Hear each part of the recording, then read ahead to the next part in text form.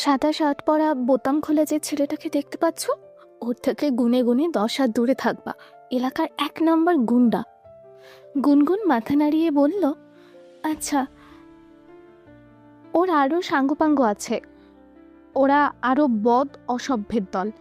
আকারে ইঙ্গিতে কিছু বললেও কোনো উত্তর দিবা না, চুপচাপ চলে যাবা। গুনগুন এবারও মাথা নাড়িয়ে বলল, ঠিক আছে। চা খাবা? না, আমি চা খাই না। এতক্ষণ যে দিক নির্দেশনা দিচ্ছিল তার নাম শেলী চৌধুরী। 3তলা বাড়ির মালকিন তিনি। স্বামী নেই, 2টো সন্তান নিয়ে তার জীবন। ছেলেটা চাকরি সূত্রে আলাদা দূরে থাকে, মেয়েটা ছোট, ক্লাস 5-এ পড়ে এবার। তারা থাকেন 2তলায়, 1তলা এবং 3তলা ভাড়া দেওয়া। গুনগুনরা 3তলায় নতুন এসেছে, 2 দিন হয়েছে। নতুন বাড়ির ছাদটা ঘুরে দেখা হয়নি। সে আবার ছাদ প্রেমী, ছাদে সময় কাটাতে ভালো লাগে। সেই লোভী এসেছিল ছাদে। তখনই শেলী চৌধুরীর সঙ্গে তার দেখা এবং আলাপ। গুনগুনকে ডেকে পাশে বসালেন। ছাদে বসার জন্য সিমেন্ট দিয়ে জায়গা বানানো হয়েছে। কিছুক্ষণ বসে আলাপ করে হাঁটছিল দুজনে। গুনগুন চা খায় না শুনে ভীষণ অবাক হলেন শেলী চৌধুরী। ভ্রুকুচকে বললেন, চা খায় না এমন মানুষও হয়? গুনগুন স্মিত হেসে জবাব দিল, আসলে চা খেলে রাতে আমার ঘুম হয় না। শেলী চৌধুরী বসে বললেন, এগুলো একদম ভুল কথা, মনের ভুল। বসো, 1 কাপ চা খেলে কিচ্ছু হবে না। গুনগুন চুপচাপ বসলো। শেলী চৌধুরী ফ্লাক্স থেকে 2 কাপে চা ঢালতে ঢালতে বললেন, যেই ছেলেটার কথা এতক্ষণ বলছিলাম, ওর নাম প্রণয়। এমনি ভালো আবার খারাপ, বকাঠে টাইপ। ও, নাও চা খাও। অনিচ্ছা সত্ত্বেও চায়ের কাপ নিয়ে চুমুক দিল গুনগুন। শেলী চৌধুরী বললেন, তোমাকে দেখে মনে হলো তুমি অনেক নরম শান্ত, একটু বোকাও হয়তো, তাই তোমাকে আগেই সাবধান করে দিলাম। গুনগুন ঠোঁট বাঁকিয়ে হেসে বলল, থ্যাংক ইউ আন্টি। তুমি কি করো, পড়াশোনা? জি আন্টি, এবার অনার্স ফাইনাল ইয়ারে আছি।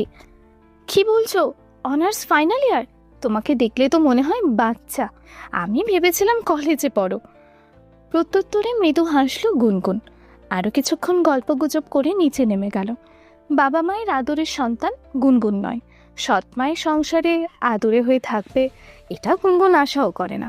তার ছোট একটা ভাই আছে, সৎ ভাই, কিন্তু নিজের আপন ভাইয়ের থেকে কোনো অংশে কম ভালোবাসে না। তবে সুমনা বেগম এটা পছন্দ করেন না। তিনি গুনগুনকে সবসময় সৎ মেয়ে ভেবে এসেছেন। সন্ধ্যায় গুনগুন পড়তে বসেছিল। সুমনা বেগম তখন এসে বললেন, ঘরে ডাল নেই, সামনের দোকান থেকে 1 কেজি ডাল নিয়ে আয়, এই ধর টাকা। গুনগুন মাথায় ভালো করে কাপড় পেঁচিয়ে নিচে নামলো। বাড়ির সামনেই মুদি দোকান, এর পাশেই চায়ের টং দোকান। বিকেলে এই দোকানেই সেই গুন্ডা ছেলেটাকে দেখিয়েছিলেন শেলী আন্টি। আশেপাশে কোথাও না তাকিয়ে গুনগুন সোজা মুদি দোকানে গিয়ে দোকানদারকে বলল, আঙ্কেল 1 কেজি মসুর ডাল দেন। এরপর খেয়াল করলো পাশের চায়ের দোকান থেকে অনেক হট্টগোলের শব্দ ভেসে আসছে। গুনগুন না চাইতেও একবার ফিরে তাকালো। প্রণয় ও ওর সাঙ্গপাঙ্গরা কি নিয়ে যেন খুব হাসাহাসি করছে। দোকানদারকে টাকা দিয়ে গুনগুন ডাল নিয়ে সোজা বাড়িতে চলে এলো। বারান্দায় গিয়ে দূর থেকে লক্ষ্য করতে লাগলো প্রণয় ছেলেটাকে। কীরকম প্রাণবন্ত হাসি, প্রাণোচ্ছল চাহনি, কিন্তু সেই গুণটা কেন? শেলী আন্টির কথা শুনে মনে হলো তাকে কেউ খুব একটা পছন্দ বোধ করে না। আপু, ভাত খাইয়ে দাও। শিহাবের ডাক শুনে গুনগুন ভেতরে চলে গেল। সৎমা যতই শিহাবকে দূরে থাকার চেষ্টা করুক, পারে না। শিহাব খুব গুনগুনের ন্যাওটা হয়েছে। শিহাবকে খাইয়ে দিয়ে গুনগুন নিজেও খেয়ে তাড়াতাড়ি ঘুমিয়ে পড়েছে। বাবার জন্য সে অপেক্ষা করে না, বলা ভালো বাবার সঙ্গে তার সুসম্পর্কও নেই। সকালে গুনগুনের ঘুম ভাঙল প্রচণ্ড শব্দে। প্রথমে ভীষণ ভয় পেয়ে গিয়েছিল, পরক্ষণে নিজেকে ধাতস্থ করে বুঝতে পারলো বাইরে প্রচুর বৃষ্টি পড়ছে, বজ্রপাত হচ্ছে। মনে মনে কিছুটা বিরক্তও হলো সে, কারণ আজ তাকে ভার্সিটিতে যেতে হবে, প্রেজেন্টেশন আছে, তার উপর ড্রেস কোড রেখেছে শাড়ি। কি এক যে যন্ত্রণা! একরাশ বিরক্তি নিয়ে গুনগুন ফ্রেশ হয়ে নাস্তা করলো, শাড়ি পরলো, আর মনে মনে দোয়া করতে লাগলো যেন বৃষ্টিটা কমে যায়। অদ্ভুত বিষয়, আল্লাহ সঙ্গে সঙ্গে দোয়া কবুল করে নিয়েছেন। বৃষ্টি কমে গেছে। গুনগুন আর কাল বিলম্ব না করে চটজলদি ছাতা নিয়ে বের হয়ে গেল। বাড়ির সামনে রাস্তা কিছুটা ভাঙা, কাদা জমে গেছে বৃষ্টিতে। গুনগুন খুব সতর্কতার সাথে পা টিপে টিপে হাঁটছিল। পাশেই সেই চায়ের টং দোকান। একদল ছেলের বেসুরো কণ্ঠ থেকে হঠাৎই ভেসে এলো, চুমকি চলেছে একা পথে, সঙ্গী হলে দোষ কি তাতে, হার মেনেছে দিনের আলো, রাগলে লাগে তোমায় আরো ভালো। গুনগুন বুঝতে পারছে যে গানটা ওর উদ্দেশ্যেই গাওয়া হয়েছে। সে চুপচাপ এড়িয়ে যাওয়ার চেষ্টা করছিল, মনে প্রাণে চেষ্টা করছিল শেলি আন্টির কথা শোনার। এর মধ্যে একজন বলে বসলো, হাঁটতে কি কষ্ট হচ্ছে, কোলে নিয়ে পার করে দেব?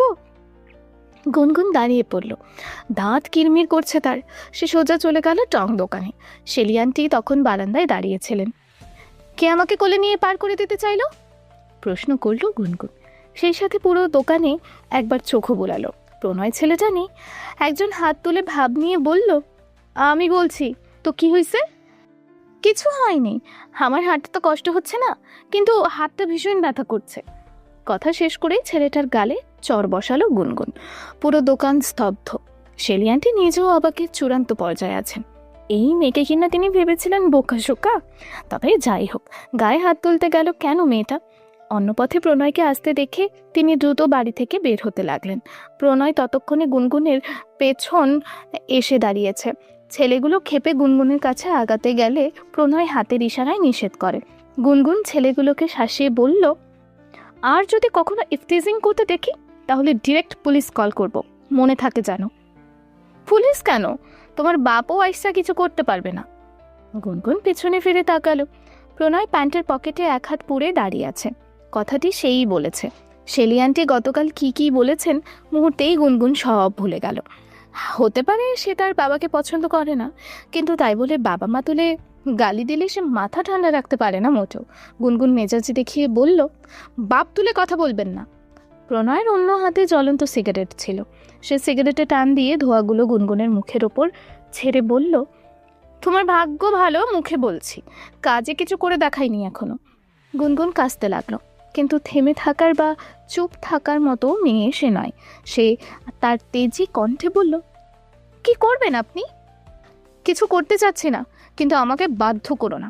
ফলাফলও ভালো হবে না। আগে কখনো এলাকায় দেখিনি, নতুন, তাই হয়তো জানো না কিছু। জানি, সবই জানি। আপনারা সবাই যে খারাপ ছেলে খুব ভালো করেই জানি। বাহ, তাহলে তো সবই জানো, এরপরও এত সাহস দেখাচ্ছ?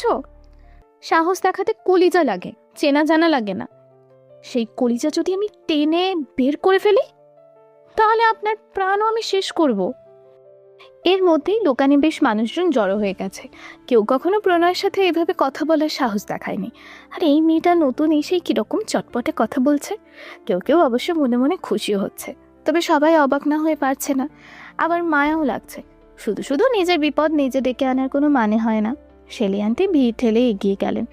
গুনগুনকে ধরে বললেন, এই তুমি এখানে কি করছো? ক্লাস নাই তোমার? যাও ভার্সিটিতে যাও। এরপর হাত ধরে টেনে নিজেই নিয়ে যেতে লাগলেন। পেছন থেকে প্রণয় বলল, আপনার পরিচিত নাকি আন্টি? সাবধান করে দিয়েন। হব না সাবধান? কি করবেন? মেয়েদের ইফটিজিং করে আবার বড়াই করা হচ্ছে। এরপর যদি আবার ওকালতি করতে আসেন, তাহলে পরের থাপ্পড়টা আপনার গালে পড়বে। প্রণয়ের মাথায় এবার রক্ত উঠে গেছে। এতক্ষণ সে অনেকটা রয়ে সই কথা বলছিল, তবে এতগুলো মানুষের সামনে এত বড় অপমান তার বরদাস্ত হয়নি একদম। সে গুনগুনের সামনে গিয়ে পথ রোধ করে দাঁড়ালো।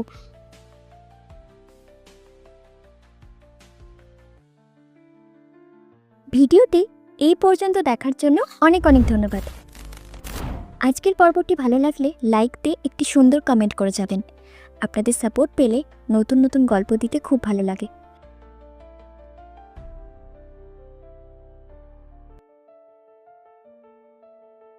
ধন্যবাদ সবাইকে। ভালো থাকবেন, সুস্থ থাকবেন।